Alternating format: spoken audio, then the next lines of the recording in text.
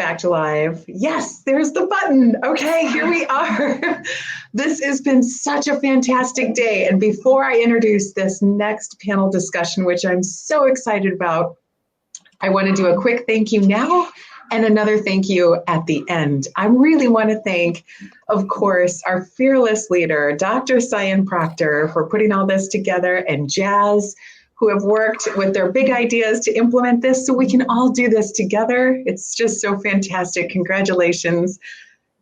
Support Dr. Cyan big time. I also want to thank and make sure that we are all on the Mighty Network. There are so many opportunities for us to stay connected, and that's the place to do it. So you're on it today, you're on it now. Continue to stay on here as we close out today and do this again next year, which yes, we will be doing again next year. Yay!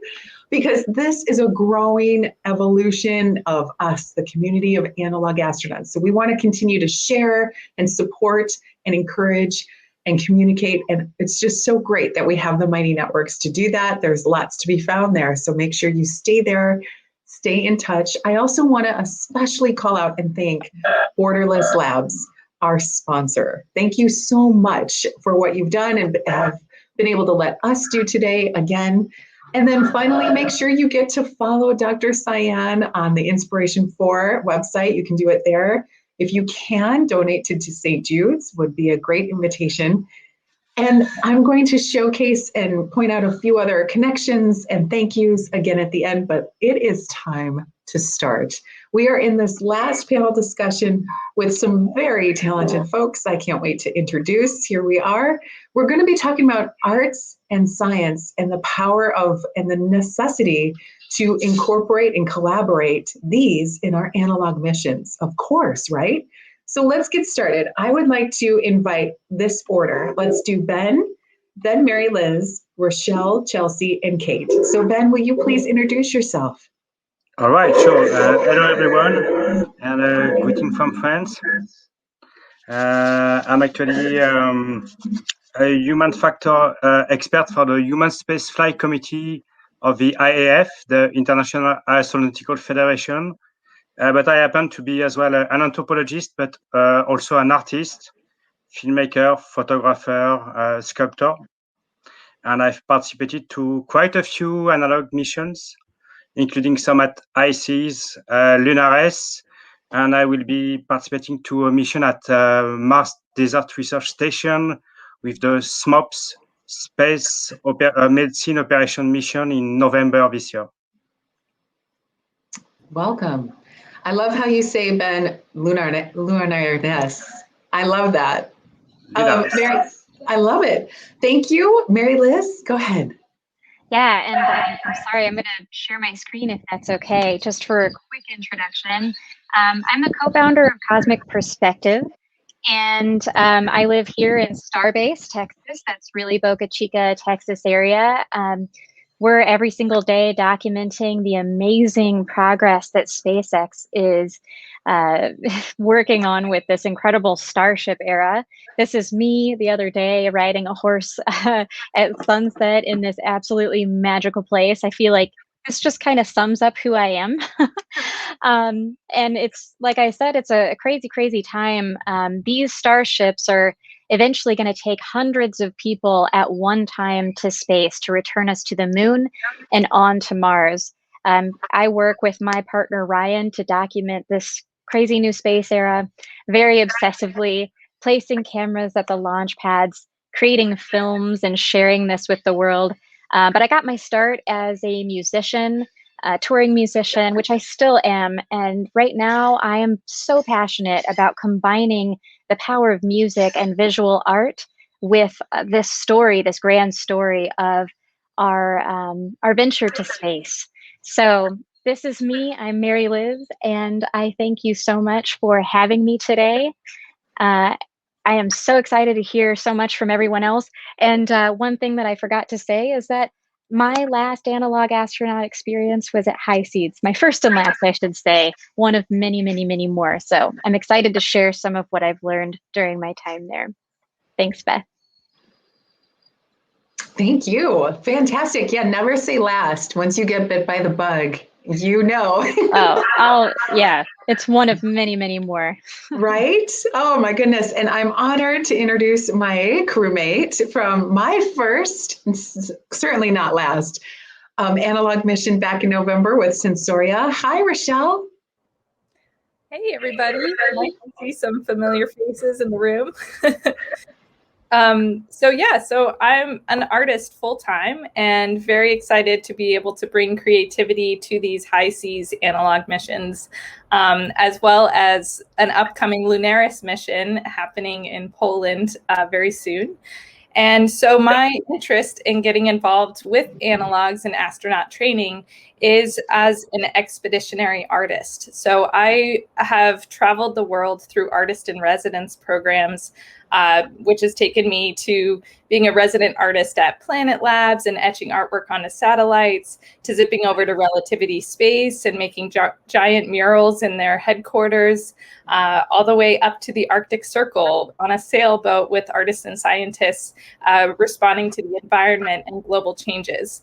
And so I really see that by introducing space as both a medium for art practice and for investigation, it really helps expand what art is and where it can go. And that, to me, is one of the true highlights of investigating this, especially when it can awaken that overview perspective of seeing our global connectivity in a new way and awakening that social and environmental responsibility to our planet. So at this time, I've launched my art aboard satellites.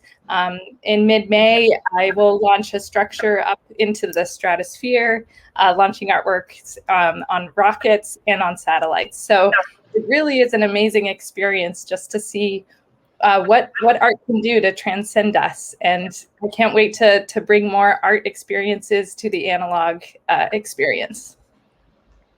Wonderful. Thank you. All right. And another crewmate of mine from Sensoria from Hawaii, high seas. Hello, Chelsea. Hi, Beth. And thank you, everyone, for watching this and for all the other wonderful people on the panel for participating. This is a lot of fun. So my name is Chelsea. The first and so far only analog mission I've done was with both Beth and Richelle at High Seas back in November. I, of course, hope to do more, as I'm sure all of us feel that way. During the day, I am a senior writer at space.com, where I write articles, and I also script and host videos about space and science. My ultimate goal with science and science communication is just to make it as accessible and exciting as possible. Previously, I've written and done work for the Natural History Museum, and that has always been my goal throughout my work as a science communicator. But as this is also an arts panel, I am also a musician. I make music under the name Foxanne, and as I've made and released and toured with my music, I have continually added more and more space and science elements. With my debut full-length record, which I put out back in December, there was a song that used rocket launch audio that I recorded live at OA9 from NASA's Wallops Flight Facility in Virginia, and a song about the Opportunity rover that I know many have felt very sincere emotions about, as I did. Most recently, I put out a song that I composed using the first audio ever recorded on Mars, that was recorded shortly after Perseverance landed on Mars February 18th. So it's been really exciting trying to use my passion and my work in science communication and my music side by side, but also having them interweave and really, again, just making science and art as accessible and exciting to people as possible. Oh, thank you, Chelsea. All right. And Kate, hi. Welcome. Hi, thanks. I guess by way of introduction, let's see, I was on the High Seas mission, the first one with Dr. Cyan Proctor, and the rest of the crew, and ended up writing a book about that. It came out last July called Once Upon a Time I Lived on Mars. And it's out also in the UK now too, so that's pretty exciting. I'm basically a writer. That's kind of like what I do professionally and have done professionally for a long time. I got my start, I went to school for chemistry, and then I got a master's in physics, but then I went very quickly after that into science journalism. And so I have about 15 years of experience in science journalism, writing for publications like The Economist and Wired and Discover magazine and a number of others. I was an editor at Technology Review for a while as well. And then High Seas happened, and I swerved a little bit. I started writing more creatively. So these days I'm writing more essays and poetry. And I've also taught poetry and essay writing and science writing at various institutions, including Vanderbilt University, Columbia University, and the Tennessee Prison for Women, and a youth program here in New York City where I live called The Door that offers services to homeless youth. So that's a little bit about me and my writing. I look at science as kind of the landscape that informs my creative writing. So it's an evolving landscape for me. It's kind of, I like to see how the elements of aspects of science kind of mixed together with personal experience and emotion, and see what kind of can emerge from that. Wonderful. Fantastic. What a great group here. It's such an honor to be with you. And I was so excited to be with you that I forgot to introduce myself. So let me quickly, I know, really quick, because we want to get right into it and start answering some of the questions and yours as well in the comments. I have a few questions I want to propose. We'll get to those right away. But really quick, my name is Beth Mund. I am right now hosting a couple of podcasts. You might recognize mine, which is the Casual Space podcast, where each week I get to talk to you, the folks that are within the industry, space exploration. And it's an extension of what I do professionally, which is to discover, design, and deliver our space narratives. I help clients do that. I help do it each week on the podcast. And I come from that experience as a Fortune 50 speechwriter for senior executives. I worked at NASA for almost 10 years, writing for the International Space Station program directors, writing for the Johnson Space Center. And the challenge I had that I loved, that I still have, and that we're just about to talk about, this is a perfect segue in, is explaining to the public, especially the taxpayers when I worked at NASA, the return on investment for space exploration. And this is always a challenge. And in a bigger picture, I want to blow that up. That is a communication challenge that I think a lot of us have as writers, reporters, science journalists as well. And we also have this incredible responsibility to do that through our creative outlets, through art and music and poetry and all of the things. And, as we jump into this, I love what Dr. Cyan said earlier, that, she was inspired to rekindle her art. She always had space in her heart and exploration, of course. And it just seems seamless that art came into that as well. So I love that she showcased that. And I love that she's getting as much into that as she is into her training these days. So happy to see that with Dr. Cyan. So let's get into the questions. Ben, let's start with you again. What is your approach to communicating complex technical concepts and make them accessible to a broader audience through your work? All right. Well, what I do basically is usually I would say that I'm a very well-informed field tester. I do, on one hand, academic research, but when I communicate to the public, I base my stories on the field experiences, on what I'm living during the mission. So I did a couple of mission diaries for French newspaper, for example, daily diaries. And when I communicate to the public, what I offer is a mix of very grounded experiences about like cooking. Like today I made some bread at high seas, and then I can also switch to human factor on my own research. So that's my way to mix together those two kind of experiences to communicate complex stories, complex meanings. Thank you. Wonderful. And also, where was that bread when we were at high seas? I would have loved that. Yeah, I must say that the crew was very happy when they saw the first bread that I cooked at the station. Oh, wonderful. Thank you. Okay. MaryLiz, how do you take such complex and amazing things and put them into your music and your photos and your images? And by the way, where do we get a copy? Can we all have that photo and just say we know you of you on the horse in front of the rocket? Oh my word. Oh my gosh, I honestly, that just happened, and every time I look at that picture, I can't believe that's my life. So I have to kind of pause and remind myself who I am and where I am.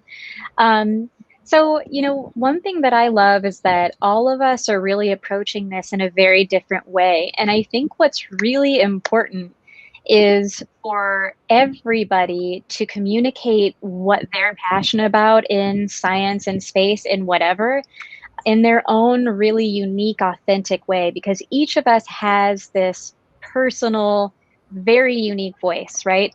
And for Chelsea and I, it's music, and it's also, it's poetry, and it's this very unique combination to each individual. And I think that in order for the general public to get attached or excited about an idea, those are all very different people, and they're going to respond to very different things. So I love that each of us just authentically comes and communicates what we're excited about in our own way. That's going to reach so many different people. For me, I got my start in space as a musician because while I was on tour, I discovered this beautiful book called The Overview Effect. I was obsessed with this idea that astronauts go out into space and they see the vastness of space. They see all of the burning stars in the distance, and they see our little tiny living planet and that little atmosphere that comforts all of us, protects us all. And they're completely changed. And when I was reading the book, Frank White, the author, my dear friend, made a great point that, intellectually, we all understand that we live on a planet, duh, but you don't actually understand that until you experience it. It's what he calls experiential knowledge. So what I like to do is immerse myself in a situation like going to high seas to have my own experience of being an analog astronaut, or going to the rocket launch and talking to the engineers and scientists that are making all of this happen. And then I just use my own authentic voice, my art, my words, whatever, and I translate that through experience. So I use visual art, a combination of visual art, music, and other experiential multimedia things to transfer that knowledge to people in a way where they can feel it and they don't have to just be told.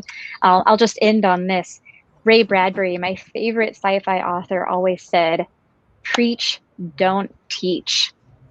For me, that rings true. Like, I don't want to just dump a bunch of data on people. I want to get them excited about the data so that they want to dig in and learn more in their own unique way.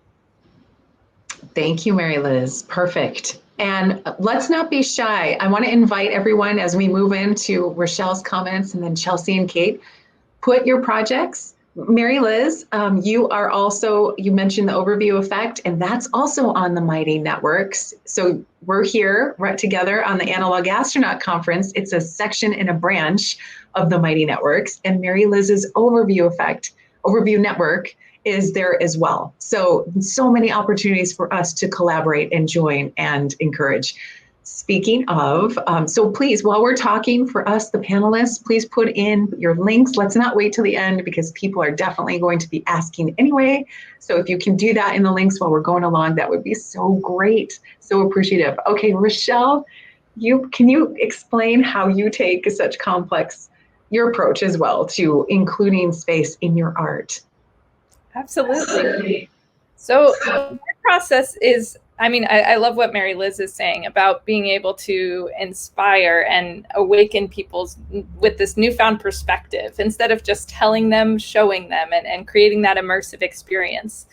So I suppose what I've done in my own artistic career is partnering with different space startups or organizations and really being the artist in the room surrounded by rocket scientists, engineers, and gaining that experience of how am I going to tell their story through visuals to also enhance my own mission, which is exploring planetary connectivity. And so it's really through this exchange of skills and knowledge and also just having access to these resources and tools within these facilities, whether it's an analog lunar mission or being inside of a rocket company. I think that cultural exchange and that interdisciplinary thinking is something that we can really help reveal as artists. And I've always, been a huge fan of Jason Silva, and he always says that our songs, our poetry, our music, our art, they are maps to where we went. And so I always kind of follow true with that, where I want to experience these things firsthand. So that way the artwork that is made becomes a map so other people can travel there too and experience the sensations and learn and be inspired. And so I feel like that's really what art can do to help translate these topics that seem far out of reach and show people a new way and a new way of thinking and a new perspective. Thank you. All right, Chelsea.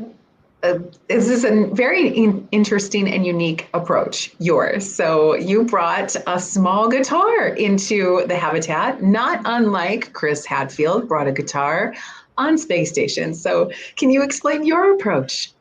It's true.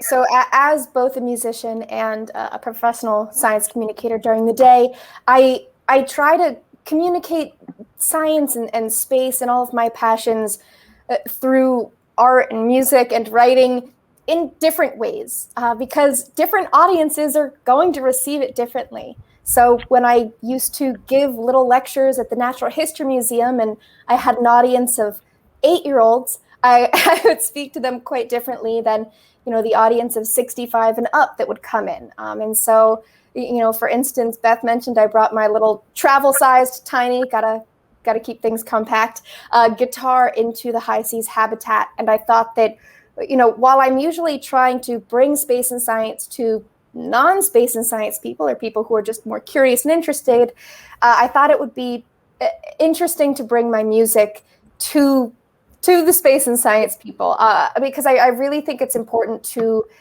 merge those worlds, because I can write about a topic all day long. I can make videos, but I think that connection, I think that's why music is such a powerful tool when it comes to science communication specifically, is, obviously you can have a song that lists out a ton of information and is informative in a way, but when you make that emotional connection with people, when you get them interested in a way that, tugs on their heartstrings or gets them excited in a way that they're not usually excited when it comes to their work in science or their interest in science, I think that's where you kind of bridge that gap. Because the biggest challenge that I've found, at least in my work, in getting people to learn and really embrace and accept the information is by bridging that gap, by making it accessible, not just in your words, not just making sure that your words are, not super jargony, not too out there and scientific, that they're accessible, but in that emotional component, making sure that people feel that there is that connection there, that there's something there that they can latch onto, right? They may never have thought about space or science before, but if there's that little emotional piece that they can latch onto, then maybe there's a space there for them. Maybe there's more that they can explore. So yeah, obviously as a musician and as a writer, it's very different in how I communicate and kind of try to bridge that gap. But it's been interesting exploring the two separately and seeing how they sometimes come together and getting to play concerts for my friends on analog Mars. Yes, that was wonderful. And Kate, you talked earlier, thank you, Chelsea, by the way, thank you. And Kate, you talked earlier in your introduction about how you search and seek to capture our experiences along with the science. And I thought that was so perfectly done, so beautifully in your book. And it helped prepare me to get ready for my first analog. And it made me feel like I was really there, like I really had a sense of what to expect, thanks to how you described it. Can you describe your approach to your art as well and your writing? Yeah, sure. Thanks for the question. And thanks also for all these great answers. I feel like what I'm going to say is basically going to echo a lot of what's already been said. But, you know, I did get my start in journalism where clear explanatory writing was the absolute goal. And every time I wrote a piece, an article about some scientific topic, I really had the audience in mind. So I was thinking, you know, how would someone who doesn't know much about this best receive this information, you know, on topics from the information paradox in black holes to sort of like face blindness. You know, I was able to write about a lot of different things as a journalist. And so one thing that I did for the explanatory writing was I really wanted to ground it in things that were easily perceived. So the senses, you know, I looked for, you know, descriptions of objects that were super clear, super tangible, and the comparisons that I made between abstract concepts and then these tangible objects, I had to make sure that they were pretty tight and worked really well. Now, I have to say, for the most part, my writing these days is veering a bit away from straight explanatory writing, and I think what that's about is just interested more in mystery, which I feel like kind of is the realm of art anyway. The fact that things aren't as explained as clearly. And I think what happens with that is someone who experiences art, music, you know, poetry, encounters that work of art and doesn't quite know what to make of it. But that art asks them to do something, to participate with it, to kind of in that mystery, to kind of wonder themselves, you know. And it's a very different experience than reading like an article in a magazine that explains things as clearly as possible and really lays it out and gives you that information so that you can see the picture yourself. You know, it's when I think of the writer-reader relationship, it's a very different relationship. So I've been pretty interested in how to build more mystery into my writing and make more space for the reader to bring themselves into it. Wow, incredible. Thank you so much. I like the mystery. And there's going to be a lot of mystery in the unknown as we explore. I had no idea that a lava tube, like a lava field, would look one way from the surface and then be so expansive and dynamic and crazy alive underneath. The things and we can awesome. And right? so awesome. Right? Okay, so I know we're being a little shy, and I know we're all artists and writers, and so it's just kind of in our nature that we let our work speak for ourselves. But let's put some more out there to explain. Like, let's go into our specifics. MaryLiz, I want to hear about, you know, your wearable art. I want to hear more about how you're enjoying, Ben, you know, when you cook and bake into your. I mean, even it's such an art form. I want to hear about Richelle's art that we put up on the caves. So let's get into that. And in doing so, let's if you get a chance, continue to, you know, point to those things. I have our first question. I want to, Darsh has asked us how a non-STEM artist can get into this industry or field. So whoever would like to take this, and I will say there are so many, and sometimes they fall into them and get to be part of this industry, luckily. But a lot of artists are needed, and so it's not hard. So would anyone like to jump in and take this, MaryLiz? Yes, this is something I'm so passionate about. So I mostly, more than offer a direct answer, I mostly want to offer inspiration. So it was only, I think, 4 years ago, I was just thinking about this the other day, that I was I was a programmer and full-time musician. That's what I did. I had nothing to do with space. I honestly never had a space education. I never even had a science education as a youngster. And so I discovered my love of space specifically in my 30s. And I just want to offer this, that it's never too late to start. And there's always a place for you. There are many places for you. You can pave your own path. It's difficult, but you can do it. And you can also just join in so many different ways. So my inspirational message to you is do it. I started about 4 years ago, and now this is my life, as you can see. I mean, I've spent the last 3 years documenting over 70 rocket launches. I have interviewed many astronauts. I feel like an integral part of the space community. So this is kind of mind-boggling, but I just wanted to offer that. Definitely nowhere near impossible. And then the other thing is that so many organizations, SpaceX specifically, I know here is hiring thousands of people. Many of them are video content producers, storytellers, it just depends on the kind of thing that you want to do. But I myself just started my own organization and began sharing films and music and telling that story. So I look forward to whatever you do. Thank you. Anyone want to expand on that? If not, we have, thank you, MaryLiz. If not, we have another question from Aaron Martinez. With the recent arrival of the digital art forms, how can we take advantage of online art to create something with more international cooperation? Great question. Who has a digital savvy answer? I can hop in here. So I forgot to mention this in my introduction, but I also am a curator, and I run a art tech science space called Super Collider. And given the pandemic times, we were really kind of pushed to bring a lot of our artworks into these virtual galleries. So we actually showcased a gallery called Off-World Arctic Origins during Yuri's Night this year, which was an online curation that was inspired from an analog experience projecting artworks on the habitat walls.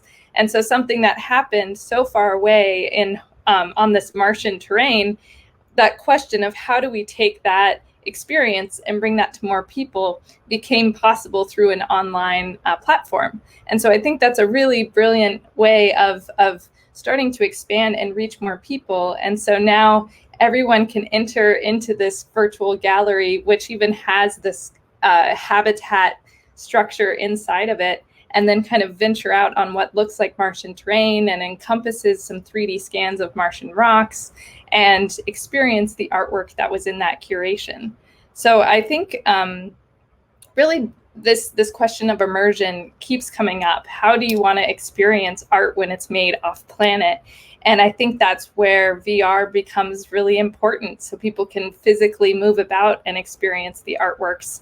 And then also just being able to participate in an international dialogue with each other and share this experience. I think that's in many ways why artists need to go to space, so that way we can come back and share our story and the sensations, the feelings, the sights, the sounds, all the things that are very tricky to tell just simply by words or by language, but become alive through experience. And virtual is a great way to do that. Oh, Richelle, good job. Just to piggyback off of the wonderful things and many things you just said, you spoke about how integral art is to space exploration and to science. And I think that that's a really just good point to emphasize, especially with this panel, that I think oftentimes art, in the reference of or framework of STEAM or in analogs, even like we've done, is often sometimes thought of as like, oh, it's like an extra thing. It's nice. It's great to communicate through art, but it's still thought of as like kind of some extra thing. But it's really not. I mean, art, whether it's music or digital art or sculptural art or writing or baking and any different type of art, is really such a huge component to space flight and to science. Without art, without these mediums, and without storytellers in all of these forms, we wouldn't have the information that we have today. We wouldn't we wouldn't know the history of space flight. We wouldn't be thinking 2 steps outside of the box. And I think it's just important to remind ourselves how important art is to the framework of space and science, that it's not an extra nice addition. It really is a huge part of the structure of human spaceflight. Thank you. Good point. For those of us who have, it looks like we have another new question, which I'll get right to just a sec. Would love the questions. I love that we're so interactive here, because it's sometimes difficult to understand when we say art. It can be many different forms, right? It can be anything from the words, and this panel is art and communication. So it's sometimes the way in which we're, displaying it, sharing it, showcasing it, writing it. What are some of the challenges that you have, both as artists now and that you see both on the analogs and in the future when it comes to space? It can be the physical challenge. It can be part of the creative challenge. Does anyone want to jump in and explain what some of these challenges we'll have to practice on our analogs to overcome for space? Well, I can provide some intakes from my research on human factor.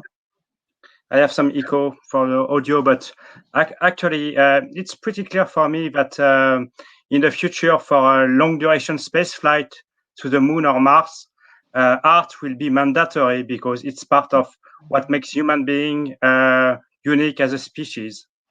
So we will need culture. So astronauts going to Mars, to the moon, will need art to be human, basically. Yes. That's the main point. Then, of course, one of the challenges would be to find technical ways to be in sync with SpaceX or NASA safety requirements, for example, for long duration space flight. Because you can't make a sculpture that might be flammable, for example, in the spaceship. So that's those kind of technical questions that will need to be solved. But definitely, I'm really convinced, based on my research, that art will be part of the future of humankind on interplanetary journey. Yes. And as my kids would say, you can bring your sculptural materials, but just once, right? Kind of a joke. I noticed that throughout the day, we've all referenced how important music was, and how we've all, for those of us who have experienced an analog, music was present. Either we bought it with us, we shared it, we listened to it, we started our day with it, some of us. And I'm curious if we have other art forms that those of us who have analogued what we brought, writings, poems, those have been mentioned as well. Is there anything in particular that you had maybe outside of your own professional medium that you brought as art that inspired you? And if so, can you share? Yes. So I didn't actually bring it. I brought my guitar and I wrote music, and that was part of my plan. But what was not part of my plan was all of the visual art that I ended up making, thanks to the wonderful support and materials that Richelle brought. We had some challenges throughout our analog with power, with water, storms, etc. You guys know Beth and Richelle. And there were moments where there was no power. There was not much that we really could do other than kind of, stay safe inside the habitat. But Richelle had these pigments, the spira, the blue, kind of crushed up powdered blue spirulina algae, and some red iron oxide powder. And she very, very generously lent me some. And just sitting down to do some watercolor paints was so therapeutic and so wonderful and such a relief. And at one point, actually, while we were watching the Crew 1 launch, the replay, we actually all got together around the table and we're all painting. And it was just such a wonderful part of our mission. Anyone else? Art that inspired them either during, before, after in analog? Yeah. Go ahead, Sure, Kate. Kate. The one that surprised me was clown art. So basically, I know how to juggle. And I just found that using my body in a different way, as opposed to like sitting at a computer doing the like correspondences, doing the writing, you know, and then there was cooking, but just to be able to juggle and, you know, play with balloons. We had balloons there for some reason. Was actually really great because, I mean, you have like a sculptural element, you have like in a way kind of a dance element to it. And so that was unexpected, but like super necessary because, you know, it was a 4-month analog. And I think that there was a way that we were sort of wearing the same paths again and again throughout the habitat. And while many of us went out for, you know, our excursions outside, there was still plenty of inside time. And so it was just nice to kind of do something weird like that. That is so great. I wish I could. Do you have pictures of that? I would love to see the juggling in the balloons. It sounds like. Yeah, actually, Cyan took pictures in the spacesuit. I was juggling some of the rocks. So those are secret pictures, I guess. They've never really been out. Okay, well, request to see those, please, which is so great. I'm so glad that we have found art that has inspired us in addition to what we create. I am so grateful that Lee has been able to join us. Lee, jump on in here and introduce yourself, please, to the panel and to the listeners. Hey everybody! Sorry I'm late to the party, but yeah, my name's Lee. Pleasure to be here. I am a science communicator, pilot, and first and foremost a filmmaker. And right now I am spearheading a project that I'm very proud of, very excited about to have a lot of the community involved in as well, called PASSAGE, which stands for Providing Aid in Science for South America's General Education. And what it is a nonprofit dedicated to bringing STEM education resources to students throughout Latin America, South America, the Caribbean. And being a pilot, I've been a pilot for almost 6 years now. And we'll be flying our flying laboratory, as we call it, the Spirit of Science, while making a documentary film about the whole thing and bringing STEM education resources, things like lab equipment, school supplies, telescopes, all that sort of stuff. We have books that we've written specifically by my friend John Reed, one of the best-selling, I think he is the best-selling astronomy author on Amazon, and he's generously taken the time to translate all of his books into Spanish and, of course, to the Southern Hemisphere, because, you know, the sky is different down there. So a lot of amazing science communicators, science on our team. We have about 30 science communicators working on the project, helping to fundraise, and very excited about it, and excited to be here as well. Excited to have you, Lee. Oh, this great question just came in from Paul Bankin that I have to ask. It's just so good. Are you guys ready? When you produce art that never ends up seeing the light of day, whatever that means to you or to your work or your creative process, what do you do with that, and how do you deal with perfectionism? I think we've all been there. Anyone have some either advice or tell us where your secret stash of great work is laying around somewhere? Who wants to go? Well, I can start off, but I have a feeling that we all have something to say about this. So my docs, my voice memos, and my notes are all chock full of weird ideas that will probably never see the light of day. But what I've been trying to do, trying to shift into doing, is that if I'm still excited about an idea, even a little bit, I try to revisit my old ideas and try to see them through. They're not going to all be perfect. They're not all going to be winners. Every single song isn't going to get nominated for a Grammy. None have yet, but you know what I mean. But I think it's important for growth. I think, at least as a musician, I've found that if I don't put music out, even if I'm not 100% satisfied with it, that I kind of stagnate creatively. That I still kind of stay in that same musical vein. But if I push it out, you can it's easier to creatively move on to something cooler and newer. So just get it out there, move on to something cooler, put something better out. You're always going to love the new thing you're doing more than the old thing.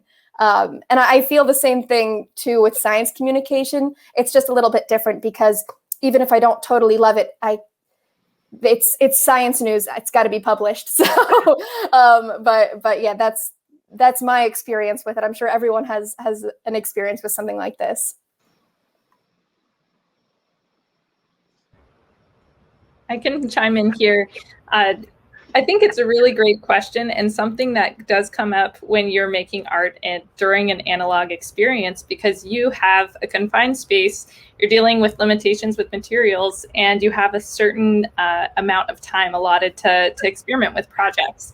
So I actually think this idea of not showing the projects to the daylight is actually a great way of going in to these space environments and just letting yourself explore and try so many different things. Let those mistakes happen, be messy, try new materials that you've never worked with before. As Chelsea was saying, I was painting with Spira algae pigment that was dehydrated because I couldn't bring my actual liquid paints on the mission. So you really start to try things you've never done before. And I think that, yeah, you start to build that like inventory of projects that then you can revisit and expand if there's something that really sparks, or some things you just have to leave behind, but it's part of the process of research and experimentation. I'd like to jump in. Those are great answers, and I concur completely. I think what intrigues me the most about art in space is this brand new environment, which Richelle just alluded to.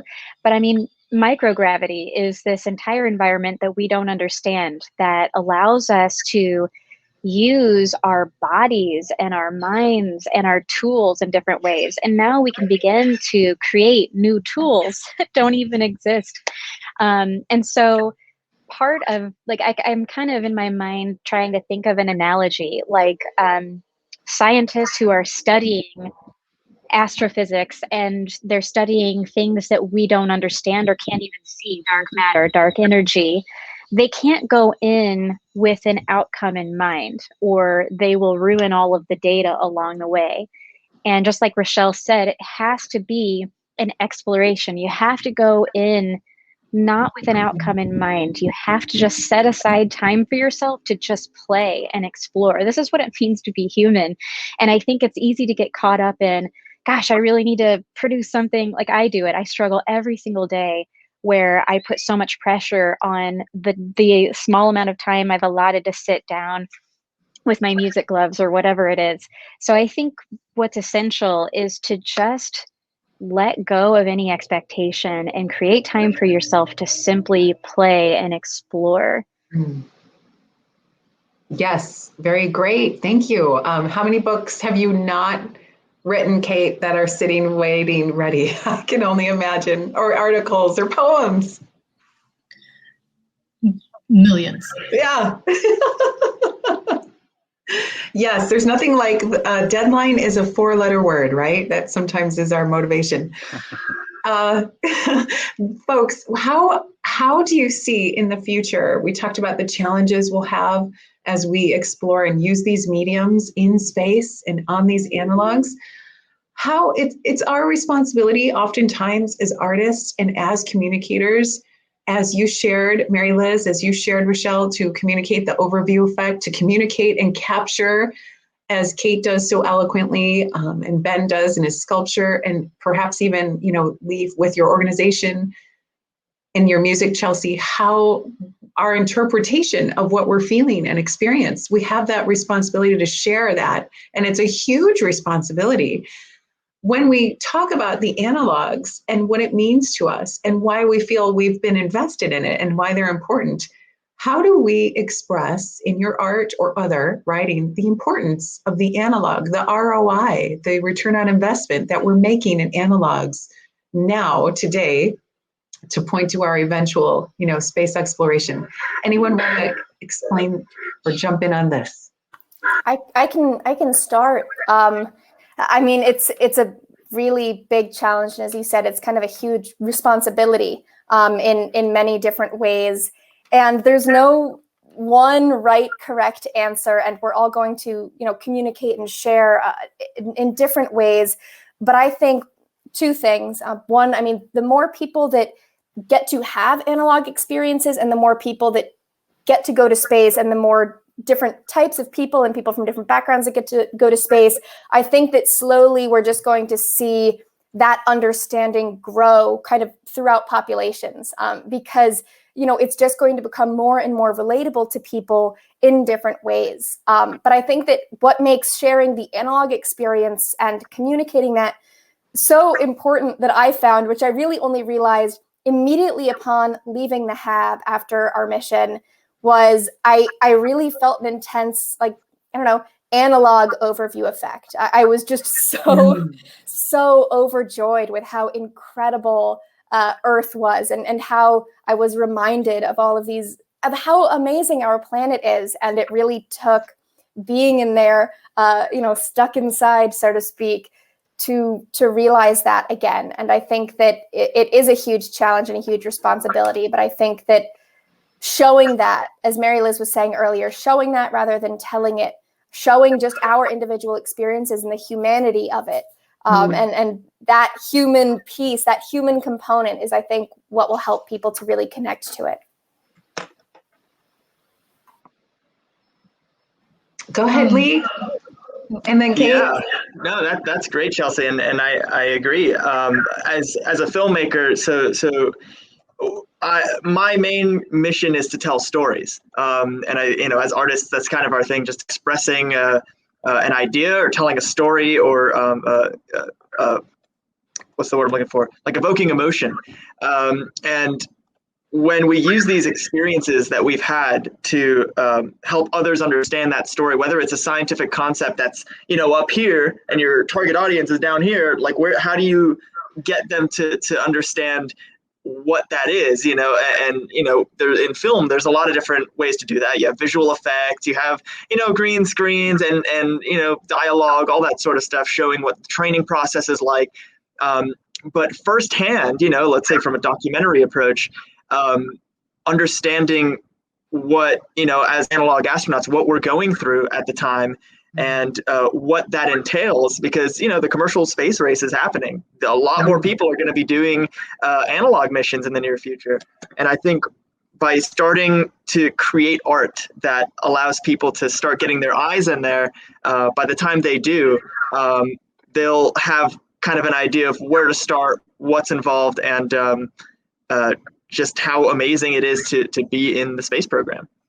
Not to hog the mic and jump in, but I just want to respond to that, because that was so wonderful. And I totally dropped the ball and forgot to mention that my research project at High Seas was making a documentary about the experience, which we're currently working on the production now. But because I really had a similar feeling in that if people could just see firsthand what it's like, even in an analog, what waking up is like, what cooking is like, what boredom looks like. Not that there really was time to be bored, but just to show them.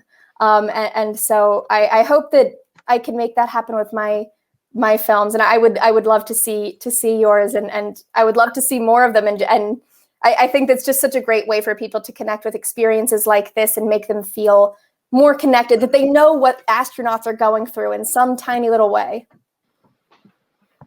Yeah, I totally agree. Awesome. Yeah, absolutely. I can rely also because in France, during my latest analog, we did some outreach project with a high school student, and we used the analog to help them to cope with the COVID situation in a way. Oh. So we use the concept of analog to tell them, to give them some tips on how to cohabitate, during the lockdown we had in France. That's wonderful. Thank you for that example. We can all certainly relate to that. And I know how all of us had, personal experiences with art. Kate, you had a thought as well? I wanted to make sure we caught that. Sure, yeah. I mean, one of the great things about analogs, I think, is that it's a it's like an imaginal realm for thinking of what space exploration could be. It's a great place to try things out that aren't happening now. And so the fact that art is such an integral part of some of these analogs, I think, is truly important to get the folks who are thinking of space mission design to think differently. And so I think that once that happens, once you get people kind of at the top who are making major decisions on how to send people into space now, if you get them on board with the importance of art.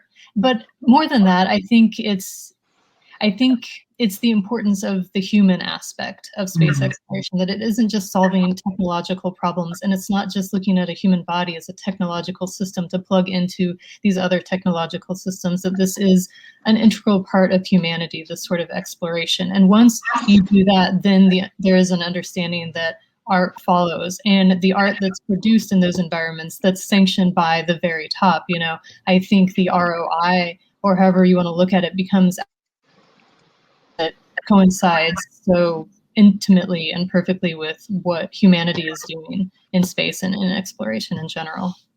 Well said. Very well said, Kate. Thank you. That's great. That's why we love your books and your articles and the way you present it. Folks, we are so almost at the end of our conference today, so I want to do two quick things before we wrap up. First, I want to finish this panel with a lightning round question. In a word or two, what is the one piece of art that you would bring with you to space? All right, we're going to go Ben, MaryLiz, Richelle, Chelsea, Kate, and Lee. I know everyone's shaking their head like, that's the what? Okay, but if you can, because we only have 5 more minutes, Ben, what one piece of art would you bring? Yes, if I could bring anything, I would bring Rauschenberg's Gohd, Robert Rauschenberg's Gohd. That's what I would bring to space. Say it again, Ben. I didn't understand. Yeah, I said I would bring Robert Rauschenberg's Gohd. Oh. I think Richelle knows the sculpture. The goat inside the wheel, and that's what I would bring to space. I see. Okay. Well, see, you can do it. One answers. MaryLiz, what would you bring? Yeah, I would bring Brian Eno's Music for Airports album. It is my desert album. It is my album that gets me through absolutely anything. I think we're going to see a lot of stress up there. So it's one to soothe you and calm you. Oh, good. Good one. Richelle. Art you would bring. You're on mute. Or she's frozen. Come on. Richelle, you're there. Okay, Chelsea, jump in while we wait for Richelle to tell us her art. I'll cover real quick. God, this is so tough. I would just bring all of my Spotify playlists. I unfortunately can't choose one artist or one album, but just my favorite music. Okay. Richelle, did you jump back in? I'm back here. Sorry about that. Oh my goodness, this is such a hard question. I still am picking my mind. I mean, so I've been really into artists that are also sound ecologists, and I think that that's something that I would find to be very awe-inspiring in space, is to be able to hear the sounds of nature and to be fully immersed in that experience. And I think that instantly you're transported back to Earth and this nostalgia of home when you can hear those sounds. Excellent. Kate? I would bring a Roman coin found on a Croatian beach. Wow. Okay. Lee? I would bring the film reel for George Méliès' A Trip to the Moon. It was a movie in 1902, the first ever science fiction film about a trip to the moon. And how cool would it be? Like the ultimate homage to just film in general. I just think it would be cool. I don't know how useful that would be, but I just think it would be awesome. Oh, that would be great. I love the diverse answers. I love that we have a mix of sculpture and music and writing and coins and sounds. It's just so perfect. And what a way to wrap up this panel. Thank you, everyone. Thank you to Ben, MaryLiz, Kate, Chelsea, Richelle, Lee. So glad you could join us. Make sure that if you're inspired by our discussion, that you support our work as artists. And so I hope everyone put in the chat like where they can find you, where they can find more information. If you haven't done that, while I continue to be verbose and wrap this up, make sure you put in all those links as I go along so people can connect. All right. And yes, they're on the screen, Ben. Thank you so much. And for everyone who is still with us, thank you so much. You have made this first annual Analog Astronaut Conference successful. It is a growing community. And for those of us who are new to the Mighty Networks, welcome. You are going to be so impressed and so engaged, and this is going to be for you. It's the perfect place. You found us. And this is where we're going to continue to communicate and share and encourage one another. We're going to share as we already have, but just by our very nature to collaborate in the chat and make sure we're supporting each other's projects and works. And we'll continue to do that on Mighty Networks as well. This was our first Astronaut Analog Conference, and it all started with Dr. Cyan's idea to do so. So we wish her the very best of health and success as she continues to train and get ready for her mission. Thank you, Cyan. Thank you to Jazz, who's worked tirelessly. Can we all give applause with our hands and our hearts to Jazz and her team and all of the folks who are the panelists, the behind the scenes. And when I say behind the scenes, I don't just mean here today on this conference. I mean those of you who are behind the scenes in the analogs. And I really appreciate the work that you do, the work you're working towards. Thank you so much. You are helping us all make our creative sense and selves, work towards our bigger goal, which is eventually our space exploration and putting our research and our creativity out into the world. Thank you. And for everyone, especially our sponsors who helped us get here today, and that is the Borderless Lab. Please check them out. Thank you so much for being our sponsor. We'll invite you to help welcome more sponsors next year when we do this again. And finally, if you can and you feel that it moves you to donate to St. Jude and follow Dr. Cyan on her Inspiration for Mission, the links are there as well. Thank you, everyone. This was such a huge success. Thank you to the panelists today, all the speakers, everyone who took the time out on their special Saturday. Let's enjoy being and serving this analog astronaut community. We'll do this again and we'll stay connected through the Mighty Networks. And don't forget the Analog Astronaut website where you can find us and find each other and continue to encourage. Thanks, everyone. Have a great weekend. Good luck, Cyan, and take care, everyone. Stay well. Goodbye.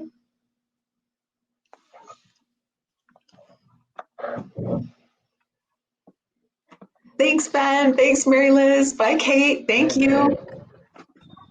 Bye. Thank you.